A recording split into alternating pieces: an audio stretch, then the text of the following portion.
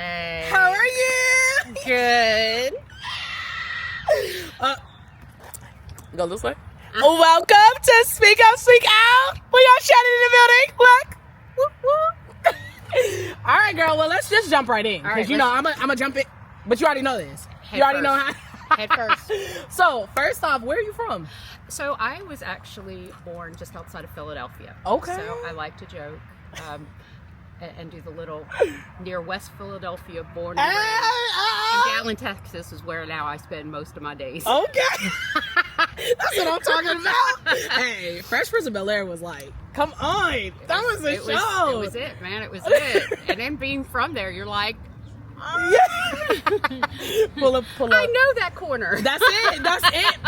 Listen, man, that's on my bucket list. I need to go over there. I heard there's some beautiful things in Philadelphia. It's amazing. So, it's amazing. It's the history. Yes. It's awesome. I'll let you know when I go. Yes, I'll make sure to do. send you pictures. Okay. Please do. I promise. Yeah.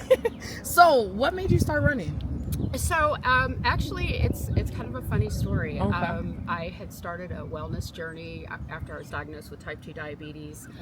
I had seen with some other family members what happens when you don't manage it. Yeah. And I was like, I'm not doing that. I'm not doing that. And so I had a trainer who just so happened to be like a long distance runner. Like this man had like 1% body fat, ran like all the time.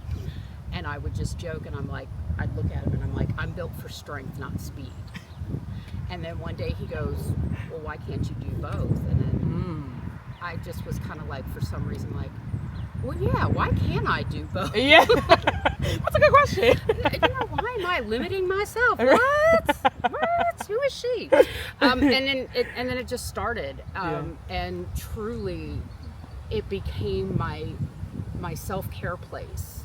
And so that's what I would do and where I would go to just clear my mind and reset everything. And it was all downhill from there. And I loved it. Yeah. Loved it. So you found a passion in running. Yeah. How many 5Ks have you done? How many 10Ks? How far have you gone? Okay, so 5Ks, I'm not going to even lie. I have done, this year alone, I've already done 6. Okay. My goal this year is I'm going to do 1 5K a month. Okay. And so I'm on track for that. Before that, I probably had done, maybe about 15, 20. Okay. Just cumulative. Yeah. Then I did my first 10K in 2022. Okay. And then last year I did my first half marathon. Woo! Yeah, that was a big one. That was a big one. Yeah. And it was especially important to me because I did that when I was exactly 15 months after my last chemo treatment for colon cancer. Wow. Okay, let's just jump. Hey, you just listen. You knew what you was doing. So tell me about that. Tell me about that experience. And tell me, how you felt when you found out. So I'm actually a 3-time cancer survivor. Okay. I have had ovarian cancer, 2 different types of ovarian cancer, twice. Okay. I was first diagnosed when I was 23. Okay. And then I was diagnosed again when I was 33. Okay. It just so happens that I was found out I had colon cancer this last time right after I'd finished my 10K. So I completed the BMW 10K on December 15th. Okay. And 3 days after Christmas, I was in the hospital. Oh, wow. Okay. And so I guess because I'd already been down that road, Yeah. it wasn't as scary for me. Yeah.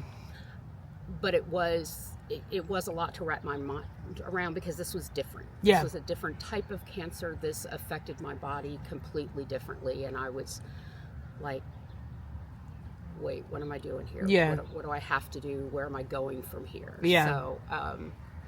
So that took a lot. It took a lot. And then obviously different type of cancer, different treatments, the effect it had on my body. Again, I was going to the gym 5-6 days a week. I was running 2 or 3 days a week. Yeah. And now all of a sudden I can barely walk. Right. And so mentally for me, that was just that was a strain. Yeah. That was such a strain. And Yeah. I'm just so thankful that I had the people in my life Yeah. at that time Yeah. to be there, to be like, this is just a season. This is just a season in your life. You're going to get through this, and then you're going to come back. Yeah. Yeah. So. Woo! What? And I'm here. Listen. Hashtag can't die, won't die. Hello. Hello. Cue music. I just might. Okay. But if you see the video and there's music playing. Hit the music. Okay. That's it. It's time. But, okay. So obviously, you know, this month is mental health awareness. Yes. Obviously, we just talked about mental health. What do you feel that people in your community, your friends, how can we do better at checking on each other and making sure our mental health is okay, and actually asking the proper questions? Yeah. How do you think we can do better in that? So I think one thing, especially because, you know, we all have our own trauma that we've gone through, and as a trauma response, we don't want to rely on others. Yeah. But when you start to build your community, you have to let that go.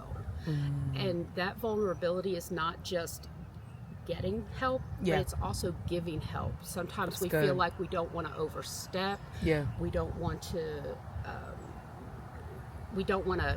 you know, hurt somebody's feelings, or we don't want to make them feel uncomfortable. But sometimes it's just a matter of saying, hey, you know, are you okay? Yeah. And it's not, it's asking, are you okay? Or just realizing, you know, this person is a little bit more withdrawn. Yeah. They're the same person. And you don't have to come right out and say it. You just ask them to lunch. Ask them to go out and do something. Yeah. If you have a passion, something you enjoy, invite them to come do that with you. Yeah. Because now you're taking what helps your mental health and sharing it with someone else. And they may not join, but you're throwing that lifeline out there, and you're kind of opening that door to say, hey, I'm here. Yeah. And however that help looks like for you, I can give that to you. That's good. So while you were going through, was there any special people that you leaned on that helped you get through certain times? Was it friends? Was it family? Are you okay with saying their names? Are you okay with all that? Who are those people for you? So besides my family, my family was huge in being there for me. And this kind of goes along into building community. When I was diagnosed with ovarian cancer, I joined up with the NOCC, which is the National Ovarian Cancer Coalition. Yes, ma'am. And I had developed an amazing friend named Crystal. And as soon as I told Crystal that I had cancer, that was it. That was it. She was like, okay, what are we doing? And I told her what my plan was. And I was getting chemo every other week for 5 hours. Okay. Every Thursday or every other Thursday. And she would drive from McKinney to pick me up in Garland to take me to the hospital. And she sat with me all day. Wow. Every 2 weeks, like clockwork. She would pick me up, take me to chemo. She would be there. She would help me. And I mean, it got to the point where I was physically leaning on her. Yeah. Now, Crystal is maybe 5 foot and weighs $105, soaking wet. But this woman literally would hold me up and help me. And she helped me to advocate for myself, because again, you get in your own head and you don't want to be a burden. You feel like when you have cancer, I'm already putting a strain on everything else in my life. You don't want to add more. And I would go into doctor's office, I'm okay. And she's like, can I cuss on this? That's fine. She would be like, bitch, you know you're not all right. You posted yesterday that you were feeling a certain kind. And so she recognized that when I posted this, and it wasn't outright saying that I felt bad, but she's like, and I'm like, okay, yes, I'm in a lot of pain right now. There you go. Yeah. And so she was just like right there to help me to advocate for myself. And I think that is so important. Right. And, then, when you talk to other cancer survivors, the journey afterward, like when you ring the bell, that's not when it stops for us. Yeah. It stops for a lot of people outside of our Yeah. circle. Yeah. But it doesn't stop for us. Yeah. And so then afterwards, Yeah.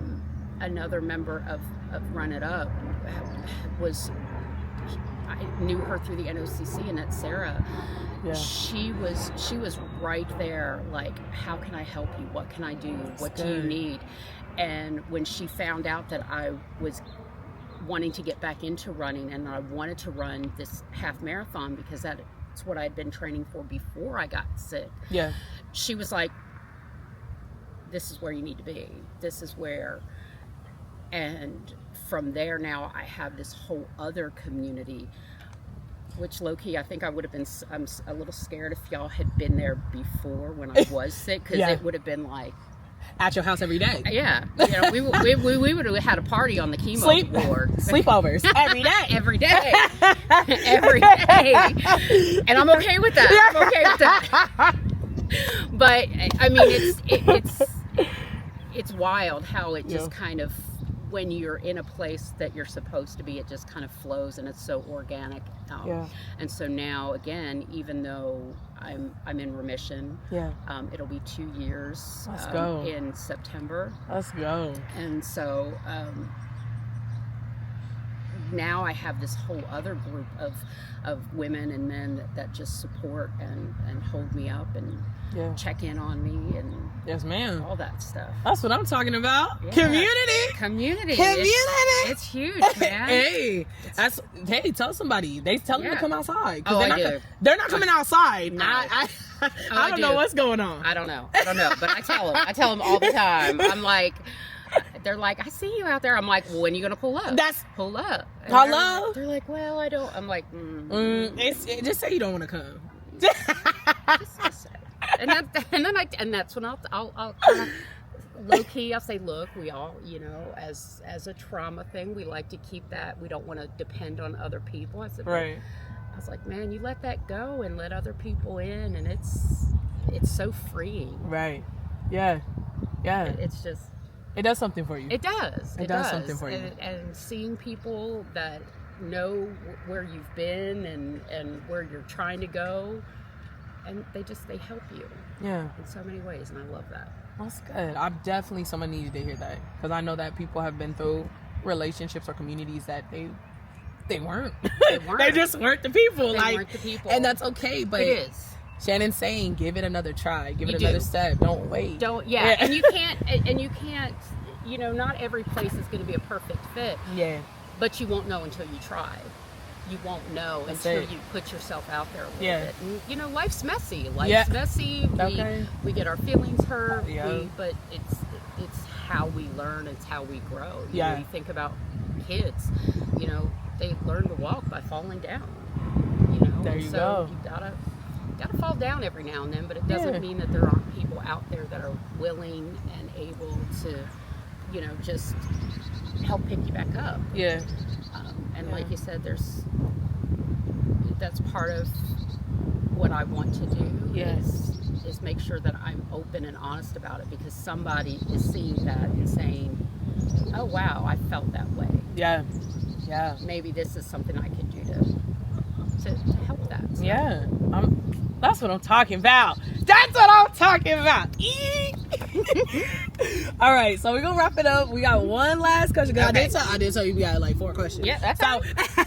We got one last question. Okay. So first, is there anything that people need to know that's coming up that you want them to follow you about that you're gonna do in the community? Yes. What's the last one? And any other encouragement? Just like I said, it is Mental Health Awareness Month. Is there any other encouragement you want to leave the people with? Yes. Okay. So in September, it is September is National Ovarian Cancer Awareness Month. Okay. And so as part of the NOCC, we're doing a big walk to raise awareness. So if you go to the NOCC website, Together in Teal, you can join my team. It's called the Teal Avengers. Hey! Avengers Assemble. Come on. And I will actually be the guest survivor speaker that day. Okay. So that's a big ask. that is. It's big, and I'm excited because again, I think it's important to share those experiences because it helps to build communities and build trust, and also just help others. Yeah. And to kind of lead into your question about mental health is nobody can help you but you. That's good.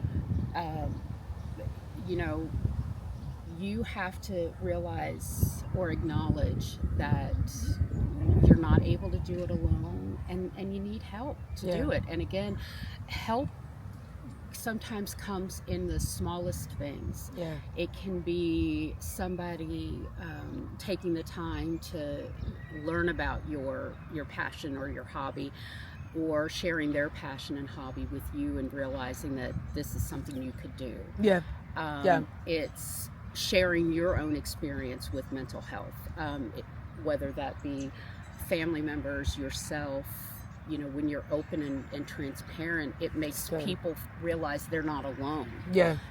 A lot of people, especially because there's such a stigma with mental health, you know, they think, oh, if I let people know that I'm taking medication, or I'm doing this, or I'm seeing a therapist, they're going to look at me different. So I'm very open. I'm like, no, I take medication. I have drugs for that. And if I don't have said drugs, we have problems.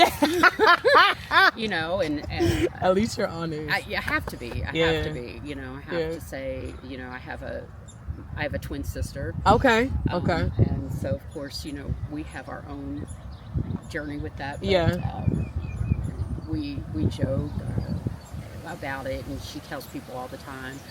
She's like, you know, Shannon got the light. She got the light mental illness. I've got the. Hey, listen. I'm like, hey, it is what it is. It is what it is. You just kind of have to deal with it and keep going.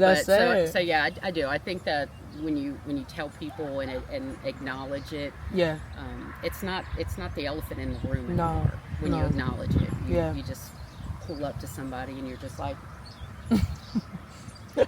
anxiety? Depression ain't anxiety. Yeah, that's it. Hey. I got a twofer over here.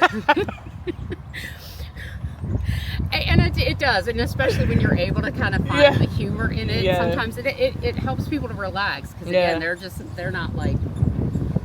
But I think again, the biggest thing is don't be afraid to ask for help. That's good. Don't be, and you know, you got to put your fears aside and realize that all people in your life want is the best for you, and